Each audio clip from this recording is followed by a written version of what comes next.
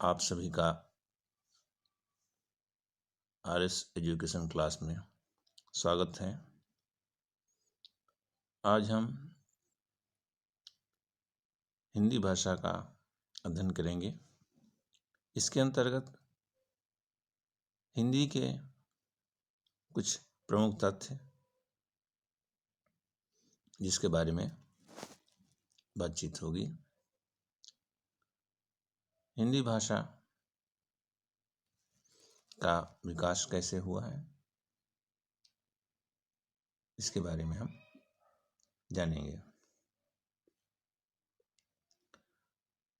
और सबसे पहले जो हमारे हिंदी साहित्य के कवि विद्यापति जी हैं, उन्होंने देशी भाषा के बारे में बताया है कि जो अपनी मातृभाषा देशी भाषा होती है वो अन्य भाषाओं से सबसे अधिक प्रिय होती है।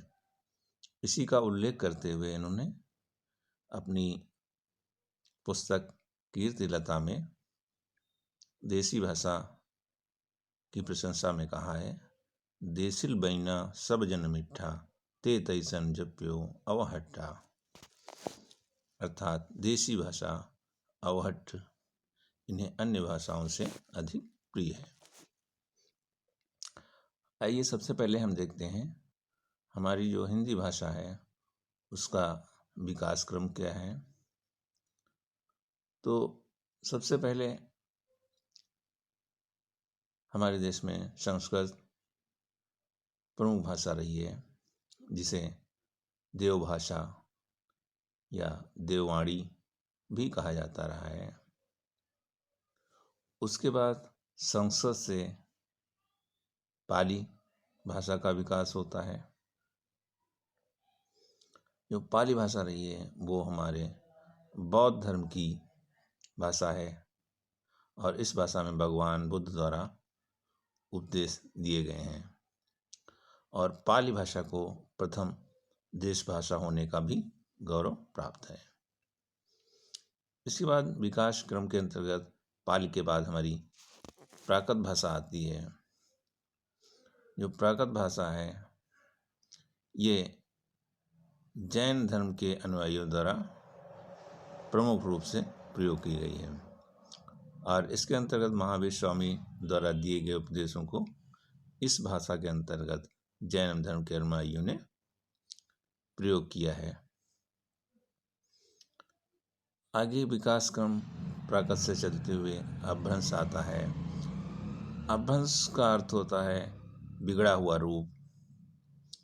तो प्राकृत से कुछ और जो भाषा का विकास हुआ वो और देसी लोगों के बीच पहुंची, तो इसका नाम अपभ्रंश हो गया। और अपभ्रंश के बाद अवहट्ठ का क्रम आता है और अवहट्ठ के बाद लगभग 1000 ईस्वी के अंतर्गत हमारी हिंदी भाषा का आरंभ होता है, जो कि हमारे वर्तमान या आधुनिक हिंदी का स्रोत बनती है। तो इस प्रकार हिंदी भाषा का विकास संस्कृत, पाली, प्राकृत, अपभ्रंश, अवहट्ठ से होते हुए वर्तमान हिंदी या आधुनिक हिंदी तक पहुंचता है। जो हमारी हिंदी है उसका कई प्रकार से वर्गीकरण किया जाता है। जैसे भाषा का आकृति के आधार पर अगर वर्गीकरण किया जाए तो हिंदी वियोगात्मक या विश्लिष्ट भाषा के अंतर्गत आती है, जबकि संस्कृत संयोगात्मक या और अंग्रेजी वियोगात्मक भाषा के अंतर्गत सम्मिलित किया जाता है। और विश्व की 10 सबसे ज़्यादा बोली जाने भाषाओं में हिंदी का तीसरा स्थान है, जबकि अंग्रेजी का प्रथम एवं चीनी भाषा मंदारिन का द्वितीय स्थान है। अर्थात विश्व में जो भाषाएं बोली जाती हैं उसमें सबसे प्रथम नंबर पर अंग्रेजी भाषा का स्थान है, दूसरे स्थान पर चीन की भाषा मंदारिन का स्थान है, जबकि हिंदी विश्व की 10 सबसे ज़्यादा बोलने वाली भाषाओं में तीसरा स्थान प्राप्त है। हिंदी को भारत की राजभाषा होने का गौरव प्राप्त है, अर्थात समस्त राज्य की कार्य जो संपादित किए जाते हैं वो हिंदी में संपादित किए जाएंगे। और जबकि राष्ट्रभाषा के रूप में हमारे संविधान में कोई प्रावधान नहीं है। हिंदी केवल राजभाषा के रूप में है और हिंदी संपर्क भाषा के रूप में भी प्रसिद्ध है। हिंदी भाषा को देवनागरी लिपि में लिखा जाता है। देवनागरी लिपि को नागरी लिपि भी कहा जाता है। देवनागरी लिपि का विकास आपका ब्राह्मी लिपि से हुआ है और ये ब्राह्मी लिपि जो थी आपकी बाएं से दाएं लिखी जाती थी, वैसे ही देवनागरी भी बाएं से दाईं ओर लिखी जाती है। और फारसी, उर्दू, अन्य लिपियां जो हैं वो आपकी दाएं से बाईं ओर लिखा जाता है, जबकि देवनागरी लिपि में या ब्राह्मी लिपि में हम बाईं ओर से दाईं ओर लेखन करते हैं। हमारा देश 1947 के आज़ाद होने के बाद हमारे देश में हिंदी को राजभाषा के रूप में अपनाया गया। संविधान सभा द्वारा 14 सितंबर 1949 को हिंदी को संवैधानिक रूप से भारत की राजभाषा घोषित किया गया। इसलिए 14 सितंबर को प्रत्येक वर्ष हिंदी दिवस के रूप में मनाया जाता है। 26 जनवरी 1950 को भारत का संविधान लागू हुआ और इसके साथ साथ ही भारत में राजभाषा की नीति भी लागू हुई। तो हमारा जो संविधान है उसके भाग 17 के अंतर्गत अनुच्छेद 343 से 351 तक राजभाषा संबंधी नियमों का उल्लेख है। संविधान ने हिंदी भाषा को अनुसूची 8 भाषा के अंतर्गत संबंधित किया गया है। अनुसूची 8 में भाषा से संबंधित प्रावधान है और इसी अनुसूची 8 में 22 भाषाओं को सम्मिलित किया गया है, जिसमें आपकी बोली के रूप में एकमात्र मैथिली आपकी बोली शामिल है।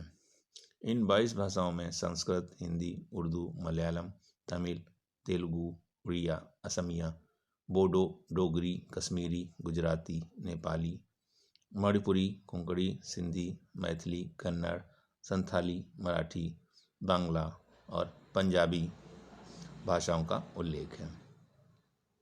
जो संविधान है उसके अनुच्छेद 343(1) में स्पष्ट रूप से कहा गया है कि संघ की राजभाषा हिंदी और इसकी देवनागरी लिपि होगी, जबकि इसमें अंकों का अंतर्राष्ट्रीय रूप इस्तेमाल किया जाएगा।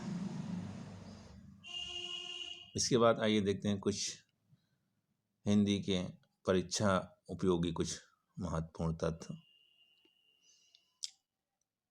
जो हिंदी भाषा का मानक रूप है वो खड़ी बोली है, अर्थात मानक हिंदी के रूप में खड़ी बोली ही वास्तविक हिंदी के रूप में प्रयोग की जा रही है। हिंदी की 5 उपभाषाएं हैं, अर्थात हिंदी भाषा को 5 उपभाषाओं में वर्गीकृत किया जा सकता है और इन 5 उपभाषाओं की पुनः 18 बोलियों में वर्गीकृत किया जा सकता है, अर्थात हिंदी की 5 उपभाषाएं एवं 18 बोलियां शामिल हैं। और हिंदी की उत्पत्ति अपभ्रंश की सौरसेनी के अंतर्गत हुई है। हिंदी का विकास अपभ्रंश से माना जाता है और हिंदी की आदिजनी संस्कृत भाषा है। भाषा की सबसे सूक्ष्मतम इकाई वर्ण या ध्वनि को माना जाता है, जबकि भाषा की लघुतम सार्थक इकाई शब्द है। इसके अतिरिक्त भाषा की पूर्णतम इकाई वाक्य है, अर्थात भाषा की सबसे छोटी इकाई ध्वनि या वर्ण या अक्षर होती है, जबकि सबसे छोटी सार्थक इकाई शब्द होती है और पूर्णतम इकाई वाक्य को माना जाता है। 14 सितंबर को हिंदी दिवस के रूप में मनाया जाता है, जबकि 10 जनवरी को राष्ट्रीय हिंदी दिवस के रूप में मनाया जाता है। अनुच्छेद 343 एक के अंतर्गत हिंदी को भारत की राजभाषा घोषित किया गया है। पाली को भारत की प्रथम देश भाषा होने का गौरव प्राप्त है। इसे पूर्ववर्ती प्राकृत या पुरानी प्राकृत भी कहा जाता है। 1955 में राजभाषा आयोग का गठन किया था, जिसके अध्यक्ष जी.बी. मालवंकर जी थे। संस्कृत को हिंदी की आर्यजननी भी कहा जाता है। हिंदी भाषा परिवार के आधार पर भारोपी परिवार की भाषा है और हिंदी की सबसे छोटी इकाई वर्ण या अक्षर है। हिंदी खड़ी बोली के प्रथम कवि होने का गौरव अमीर खुसरो को प्राप्त है। हिंदी को संस्कृत भाषा की उत्तराधिकारिणी भाषा भी कहा जाता है। भाषा का जो सबसे छोटा रूप या क्षेत्रीय रूप होता है उसको बोली कहा जाता है। हिंदी का विकास अपभ्रंश से माना जाता है। अपभ्रंश की जो शाखा सौरसैनी है उससे मानक हिंदी अर्थात खड़ी बोली का विकास हुआ है। उत्तर प्रदेश में प्रथम राजभाषा के रूप में हिंदी को मान्य किया गया है, जबकि दूसरी भाषा के रूप में उर्दू को संवैधानिक रूप से मान्य किया गया है। हिंदी आकृति या रूप के आधार पर वियोगात्मक या विश्लिष्ट भाषा है, जबकि संस्कृत संयोगात्मक भाषा है। जो हमारी खड़ी बोली है उसे कौरवी नाम से भी जाना जाता है। और भोजपुरी भाषा जो हमारे यहाँ बिहार और उत्तर प्रदेश के पूर्वी जिलों में बोली जाने वाली भाषा, जिसका वर्णन हमारे संविधान की किसी भी सूची में नहीं शामिल है, जबकि हमारे देशों में कई राज्यों में प्रमुख रूप से बोली जाती है। पश्चिमी हिंदी की सर्वाधिक प्रमुख बोली ब्रजभाषा है। ये मथुरा, आगरा के आसपास प्रमुख रूप से बोली जाने वाली भाषा है। ब्रजभाषा मध्यकाल की प्रमुख साहित्यिक भाषा रही है, जिसके अंतर्गत समस्त अधिकांश कृष्ण काव्य और रीतकालीन साहित्य की रचना हुई है। ब्रजभाषा के सूरदास, रसखान और केशवदास, बिहारी, देव प्रमुख कवि रहे हैं। खड़ी बोली जो अपने वास्तविक ठेठ रूप में मेरठ, बिजनौर और सहारनपुर में दिखाई देती है। इसके साथ साथ इसका विकास रामपुर, देहरादून और अंबाला तक में फैला हुआ है। अमीर खुसरो जो खड़ी बोली के प्रथम कवि माने जाते हैं, इन्होंने हिंदी भाषा को हिंदवी भी कहा है। अमीर खुसरो ने खड़ी बोली में मुकरियाँ, पहेलियाँ आदि की रचना की है। हिंदी शब्द का प्रयोग सर्वप्रथम फारसी भाषा की रचनाओं में मिलता है। भाषा जो शब्द है वह संस्कृत की भाष धातु से बना है, जिसका अर्थ बोलना या कहना होता है।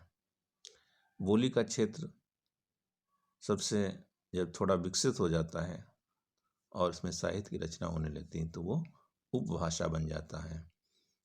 और देवनागरी का सर्वप्रथम प्रयोग राजा जयभट्ट के शिलालेख में मिलता है। भारतवर्ष के लिए हिंदी भाषा का नाम सबसे पहले राजा राम मोहन ने सुझाया था। आपके द्रविड़ भाषा परिवार के अंतर्गत तमिल, तेलुगु, कन्नड़ एवं मलयालम भाषाओं को शामिल किया जाता है। तो इस प्रकार हमने आज हिंदी के प्रमुख तत्वों का अध्ययन किया। आप सभी को इस क्लास का आनंद लेने के लिए धन्यवाद।